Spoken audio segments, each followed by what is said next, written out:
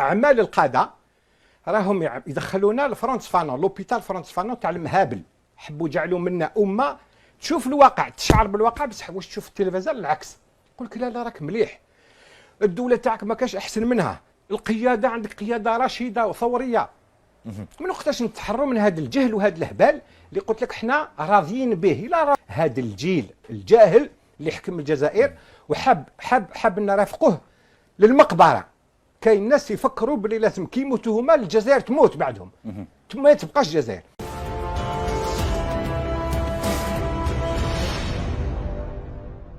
انه حنا دائما لساننا طوال كجزائريين، لساننا طويل.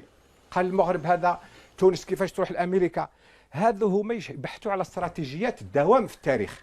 حنا شعب بدون دستور، ما عندناش كواغط في التاريخ، هايمين. نو سوم دي كلونديستان دو ليستوار، نو سوم دي ريسكيور دو ليستوار. زادم بلا كواغط كما الهجره الغير الشرعيه. حنا عباره على هجره غير شرعيه في التاريخ، زاد من هكذاك برك. فرصه للجزائري باش يشوف من نفسه، لكن قلنا من زاويه يروح شغل يطلع على روحه من الخارج. قال ضرب دوره لتونس وشوفنا كيفاش، ماشي حنا نغنيو برواحنا ونطبلوا لنفوسنا ونقولوا حنا عظماء المغرب العربي. حنا الدوله الاخيره في حقيقيا موضوعيا اخر دوله في المغرب العربي كما يسموه هي الجزائر. دوك نقول كيفاش كي نشوفوا التاريخ البعيد. رانا هضرنا على تونس كانت جايه بالدستور منذ 1000 سنه، 7 قرون قبل المسيح، في عهد قرطاج. نعم. المغرب الدوله المروك دولة تأسست منذ قريب 7-8 قرون، وهي نفس الحكام، نفس النظام. سميه دوك انت الملكية، سميه المخزن، سميه يعني إمارة كما تحب، لكن دولة مستقرة مستمرة منذ 7، ماشي ما تبدل فيها. فرينها يعني. نعم. تونس والمروك ما تعرضوش إلى استعمار وين استعمار مثل الاستعمار اللي تعرضنا له حنا تمحينا. حنا الاستعمار جاء بشكل كولونيزاسيون دو بوبلومون، يعني جاو مليون فرنسي اسباني بورتوغي وايطالي ولا استيطاني جاو هنا، وحنا حطونا على الهامش، رماونا للجبال والصحاري، هما داو المدن وبناو المدن هما اللي بناوهم، ماشي حنا بنيناهم. الدوله الغير المستقره في تاريخها، اللي تاريخها القديم غير واضح ومستقبلها يعني ماشي واضح، يعني سومبر اوبسكور، يعني مظلم، يعني فيه ظلام. رؤيتنا لمستقبلنا يعني تخوف، مخيفه، وحنا الجزائريين شاعرين بها، باللي يستيقظوا نهار يخلص البترول، يستيقظوا مستقبلهم ويشوفوا باللي ما عندهمش فاش يشدوا، ما عندهمش تركيز. اقتصاد، شوف اقتصاد المغرب، اقتصاد تونس ما يتحولش، ما يتغيرش. كان هكذا في القرن 19، قرن 18، قرن 20 وقرن 21، ما همش مرتبطين بالبترول. الجزائر هي نتيجه النفط. الجيري كما قال لك الاخر، كان واحد مؤرخ روماني يقول لك باللي ليجيبت تان برودوي دو نيل، مصر هي يعني نتيجه النيل. نعم. احنا نو سوم ان برودوي دو بترول، هذا ما كان.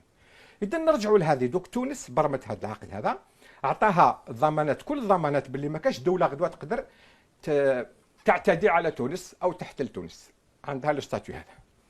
المروك عنده نفس الستاتيو ولكن منذ الستينيات. نعم. منذ الستينيات. ليبيا دوك راهي في حاله كبيره، اما الجزائر دوك حنا عندنا في شرقنا تونس، في غربنا المغرب، كلهم عندهم ضمانات. احنا الجزائر عندنا واحد المقوله من بكري يفتخروا بها الحكام تاعنا، وهي عباره في الحقيقه جاهله، تحمل اكثر من الجهل، اكثر من الوضوح، من الرؤيه المستشرفه. يقول لك السياسه الجزائريه تعكس السياسه الخارجيه، تعكس السياسه الداخليه. احنا نعرف انه السياسه الداخليه كانت فشل على فشل، اذا السياسه الخارجيه اذا كانت تعكس الداخل عكس الخارج عندنا فشل ايضا. وهي فشل لانه الجزائر مع عمرها دخلت في اي تحالف مع اي دوله، مع اي مجموعه من الدول، ولا على الصعيد العسكري ولا على الصعيد الاقتصادي المالي. كي طحت بينا في التسعينيات صبنا روحنا يعني بالمديونيه خانقه. الله ميرسي دو كلوب دو باري، دو كلوب دو باري. صبنا روحنا وحدنا. علاش؟ لانه دوك الدول الاخرى، الدول الكبرى اوروبا دوك عندهم علاقات ملاح معنا، لان عندنا النفط. كاينه حاجه حنا رانا نزودوهم بالغاز والبترول، خاصه الغاز يحتاجوه، ما عندهمش الغاز يجيبوه من روسيا ولا، ويحبوا يتحروا من التبعيه لروسيا لاسباب استراتيجيه. عندهم الجزائر جار قبل، اما واحد ما راهو يراهن علينا بيرسون نو باري ان دولار سور نوتر افنير. عارفين باللي الدوله الوحيده، شوف كيفاش يعني الدول الاخرين تعمل المستقبل، تبني المستقبل. احنا حاضرنا هو اعاده معيشه الماضي. نوتر بريزون ايت اون فورم، يعني اون فاسون دو ريفيفر نوتر باسي. احنا جزائريين مؤلفين بالهبال هذا وعايشين في الهبال هذا، كاننا يعني في دار المخلين عقليا، انا زيل دو فو، يوريونا باللي مستقبلنا هو ماضينا. اما انا تساءلت كي شفت الصور، قلت واش راهم يفكروا فينا هاد السفراء تاع امريكا، فرنسا، بريطانيا، كل الدول اللي تشوف الصور يقول لك شعب مهبول. هذا شعب مهبول. هذا الشعب يعني راهو يشوف الماضي، ما عندوش مستقبل، ما عندوش صور حول المستقبل يعطيها لنا نشوفوها، او حول الحاضر يعطينا الصور تاع المجد تاع الستينات والسبعينات. كيفاش تحب تكون نقولوا باللي احنا دوله بالصحه يعني كامله، ولا رانا عندنا مستقبل؟ ما عندناش مستقبل بهذا المنطق. فاش انتم دوك وراكم تشوفوا الاستقرار هذا وين؟ قلنا باللي اقتصاديا باش يعيش الشعب هذا، باش يتقوت، باش يعني عندنا يعني الجيش باش يقدر يتمول، يتجهز الناس باش تقدر تاكل. 90% من الشيء اللي نستهلكوه جاي من الخارج، مي هذا جاي من البترول. وانتم على بالكم وقلناها مليون مره وكل الناس قالتها باللي البترول هذا ومداخل البترول راه في تدهور. هاو كان رئيس الحكومه يهضر باللي من على سنتين يخلص لنا احتياط هذاك الصرف وما عندناش باش نستوردوا. وحنا الناس نزيدوا نفكروهم خاوتنا هذوما العظماء الجزائريين باللي رانا نستوردوا 60 مليار، لازمنا 60 مليار دولار سنويا باش نعيشوا كيما رانا عايشين هذا، كيما رانا عايشين دوك. قال لي راه رابح لا وخاسر اللي في الفقر، اللي تحت عتبه الفقر، كيما رانا درك باش نكملوا هكذا لازمنا 60 مليار دولار. راهي كانت تجينا في السنوات الاخيره من البترول، درك عاد يجينا شويه قل، بيسك السنه هذه كاين ديفيسيت كوميرسيال. نعم. يعني اللي نستوردوه اكثر من اللي نصدروه. ديجا رانا نحسوا بلي، وهذاك الفجوه هذاك الديفيسيت رانا نغطيوها صندوق ربط الموارد. نعم. كل جزائري والسلطه، كل زعما وزير ورئيس مش عارف شنو فلان هذا، ويلبسوا هكذا الكرافطه ويجي يخشن يصحح وجهه في التلفزه ويقول لك حنا لاباس، وانت تعرف باللي عندنا باش نعيشوا عامين. هذه كما انه اب اسره عنده باش يدخل مثلا خدمه يضمن لاولاده وزوجته عامين خدمه، مي ولاده يقولوا له بابا كيفاش نديروا بعد عامين، ومرته تخاف، والناس حنا شعبنا لا ماهوش خايف وفرحان، ما عندناش استقرار. اما دوك تهضر تاع نهضروا على الجانب العسكري، احنا عندنا مشكل مثلا مع قضيه، مع مشكل مع المغرب. هذا الناس كل جزائري يعرفوا من اجل يعني بسبب قضيه الصحراء الغربيه. الصحراء الغربيه دوكاتيك عندها الازمه هذه 40 سنه، بدايه السبعينات ما ربحنا فيها شيء، ما تقدمنا في الملف هذا، ما قلنا باللي الملف هذا تاعنا ولا ماشي تاعنا، قال نتلاعبوا، قال هذا قضيه الامم المتحده، والامم المتحده ماشي معوله تجد حل لهذه القضيه. المغرب دا الارض، احنا دينا الشعارات، قال احترام حريه تقرير المصير للشعوب. قاعدين يعني كما قلت لك واحد الخطا استعملت الصوره لا بروا اي لومبر، المروك دا لا بروا الفريسه وحنا دينا الهضره. كنت انا عده مرات اشرت قلت يا ودي لازمنا ربما نعاودوا نراجعوا سياستنا الخارجيه بحزم بقوه، نعاود نفتح الملفات. قال وراهي مصلحتنا، شحال قادرين نبقاو يعني معلقين هكذا كما يقول لك ما متلقى ما محبوسه، مش عارف كيفاش كاين هكذا. درك هذا الحل معلقه ولا يعني دوك الحل هذا اما يكمن بين احنا والمغرب والصحراء الغربيه، يعني جمهوريه الصحراء الغربيه، اما نصيبوا حل. 40 سنه الامم المتحده ما صابتناش حل وما راحش تصيب حل، والامم المتحده اللي يسيرها مجلس الامن، اعضاء المجلس الامن كلهم يعني تبناو الموقف المغربي ماشي الموقف الجزائري. نعم. احنا خاسرين حاصلين في هذه الازمه، وربما كاش نهار يقدر يتسبنا في حرب مع المغرب.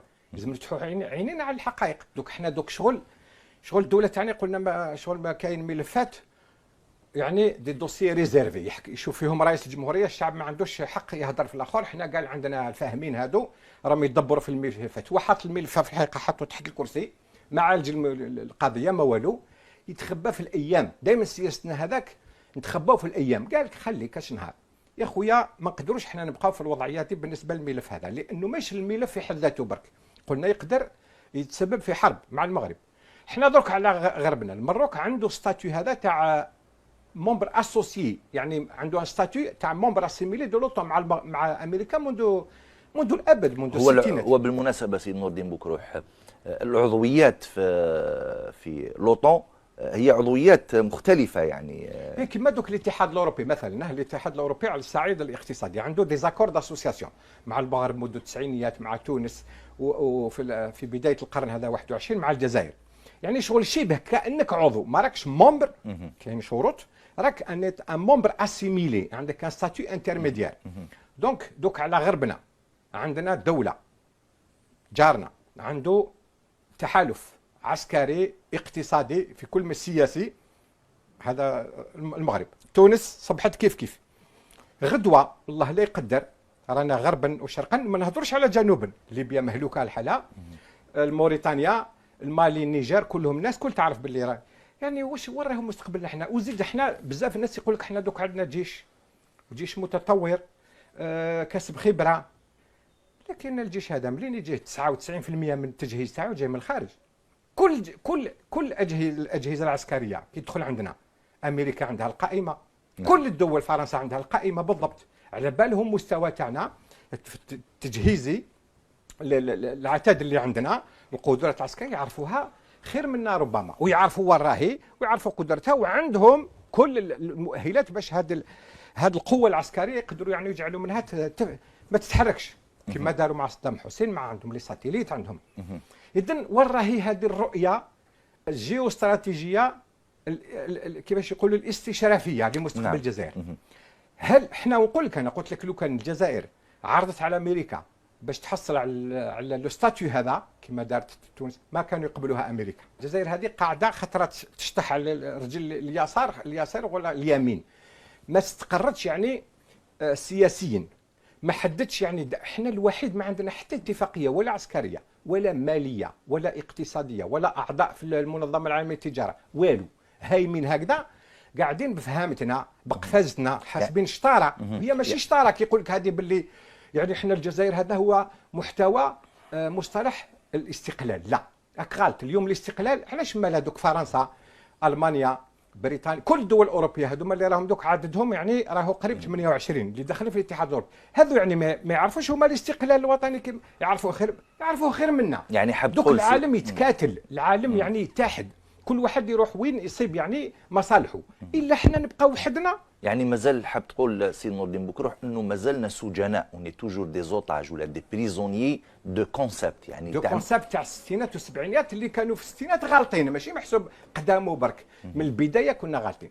فعلا احنا شوف مثلا مشروع الاتحاد المغاربي، الجزائر كانت من السباقين في عهد الرئيس شادي بجدي الله يرحمه، لكن هذا باقي ملف ميت. علاش؟ يعني هذا الفضاء تاعنا، علاش احنا دوك بسهوله؟ انا كي نشوف مثلا موريتانيا قبل شهر يعني عملت خدات قرار يعني مجرح بالنسبه للجزائر، حاوزت يعني الدبلوماسي تاعنا وتكلموا كلام يعني كيفاش الجزائر هذه اللي الناس اللي تعاونهم تكون مليحه معهم، موريتانيا، المالي كيف كل خطره كيفاش. لكن حتى ليبيا حبينا ندخلوا زعما في الملف تاعهم باش نحصلوا يعني الوفاق بين الاطراف المتنازعه. بعد سيبهم راحوا المغرب، هم في صخيرات، هم راحوا للدول الاخرى. الجزائر دائما خاسره، تدفع اموال، تدفع قروض، تضحي باشياء، وبعد تك ما تكسب والو، ما تدخل والو في لاكاس، ما ندخلوش لاكاس. احنا عندنا كاس تاع البترول يحكموا فيها مجموعه من الناس، لاخاطش لو كان جات اقتصاد متوزع ومبني على الشعب، الدوله تصبح خاضعه للضرائب، خاضعه للمدخول تاعها من الاقتصاد تاع الشعب، يعني تراعي الشعب، تاخذ بعين الاعتبار واش يفكر الشعب، واش يحب الشعب. علاش احنا غير فيها بين الدول هذوما قاعدين نعزلوا في نفوسنا ونوخروا يعني من لعبه الامم في الكون؟ دائما احنا هنا ويقول لك احنا، ويقول لك دوك الجزائر مثلا واش اللي رانا الشيء اللي يربطنا مع امريكا، هذا يعني التنسيق في محاربه الارهاب. لكن شكون من مؤسسي الارهاب، منتجي الارهاب، شكون في التسعينات في المغرب؟ الجزائر اللي ظهر فيها الارهاب. ما جاناش من الخارج الارهاب، حنا انتجناه بالفهامه ديالنا، بالتصور تاعنا للدوله الاسلاميه والفهامه هذيك. احنا اصبح جيش ارهابي بالعشرات الالاف. كانت الاحصائيات الرسميه كي نشوفوا عدد الارهابيين اللي قتلوا راهم 30,000 ولا اكثر. 30,000 هو جيش، راهو جيش. معناه الجزائر حاب تقول بانه دوله منتجه للارهاب، انتجت الارهاب، انتجناه حقيقه في تسعينيات القرن الماضي، وباقيين بهذا التفكير الحالي. هذا يعني شغل تعايش بين خطاب رسمي يدفع فينا باش نمجدوا الماضي القريب تاع الستينيات والسبعينيات، الماضي تاع الرئيس باش نقولوها بصفه صريحه. من جهه اخرى عندنا الخطاب الديني يدفع فينا الى تمجيد الماضي ايضا، لكن الماضي ماهيش ماضينا احنا، ماضي العالم الاسلامي، ماضي الاسلام، ماضي يعني اشكاليه اللي ماشي اشكاليه جزائريه. يا خويا علاش هذا تسلطوا علينا احنا كل شيء هذا؟ بعد سنتين الجزائر تجبر يعني تصبح مرغومه باش تروح تقتري تاخذ اموال، تطلب من السوق المالي، تطلب قروض كما كنا بكري. نعم. مي بكري كنا احنا نسلفوا، احنا في 94 سلفونا واسمه هذاك لو اف ام اي مليار دارنا ان اكورد ستاند باي، عطاونا مليار دولار، ومن بعد زادوا لنا وقيله 3 ولا 4. مي درك لازمنا 60 مليار في العام. ملي شكون راح يسلف لنا 60 مليار في العام؟ وكيفاش نعاودوا نرجعوهم هنا 60 مليار دولار سنويا باش نعيشوا كما رانا درك؟ المديونيه هي اوسع باب للاستعمار، للسقوط في التبعيه بالنسبه للخارج. غدوه احنا ايضا بعد سنوات 3 سنين كنصيبوا احنا دوك ما عندناش اقتصاد، ما عمرنا ملكنا اقتصاد منتج اللي يغطي احتياجاتنا. عندنا اقتصاد يعني اداري سياسي مزيف، غير يعني ماهيش حقيقي، اوهام. هذا غدوه يعني بعد 3 سنين 4 سنين 5 سنين كنطولوا، نقولوا 10 سنين اسيدي. علاش هم يتجاراو يحوسوا على الغاز تاع الصخري؟ هم يحوسوا كاش ما يعوضوا، قال الاخر يبقى لنا ديما نعيشوا. وكي خلاص لك الغاز الصخري كيفاش دير؟ يعني مآلنا يعني رايحين، يعني مستقبلنا هو العوده الى الفقر، الى الاستقلال، الى الاستعمار، الى المديونيه الخارجيه. المديونيه الخارجيه تجيب لك الاستعمار، باسكو نهار انت ما تخرج دراهم واش يقول لك الدول الاخرين؟ سي محمد نجيوك احنا بلادك اعطينا كما بكري كانوا يديروا سكون ابل لو كولونياليزم بار لي كونسيسيون. لي كونسيسيون هادو يجي مثلا يقول لك انا ندي مليون قطار من عندك وانا نخدمها وانا نستغلها وباش نرد المديونيه تاعي. والله الله ما يتدخلش في الشؤون تاع الدول هذه. دبر راسك، دار تعمل سياسه، عندك قياده، عندك يعني نخبه وصلتك لهذيك، دبر راسك. دوك حنا دوك شحال وحنا واعيين، الناس الكل، ماشي انا اللي جبت الوعي هذا، الناس الكل يعرفوا باللي يا ودي ما عندناش اقتصاد، رانا عايشين بالنفط. يا ودي هذا باش نعزلوا نفوسنا على الصعيد الدولي، والدعوه العالم راح يتغير، راهو يتغير برك حنا ما نشعروش به. درك دوك الحروب تاع غدوه تاع المستقبل ماشي بالشكل يجيوك في سيدي فرج للبابر ويدخلوا يبعث لك 100,000 ولا 500,000 جندي، ما يبعث لكش الجنود، يريب لك الدوله تاعك من البحر، من السوماران، كما داروا مع صدام حسين في بدايه التسعينات. يبعث لك لي توماوك يحطم لك بلادك، يحطم لك كل القدرات الدفاعيه تاعك انت، يسكتها، يشوف فيك مسمى انت ما تشوفوش، ويشوف فيك انت وانا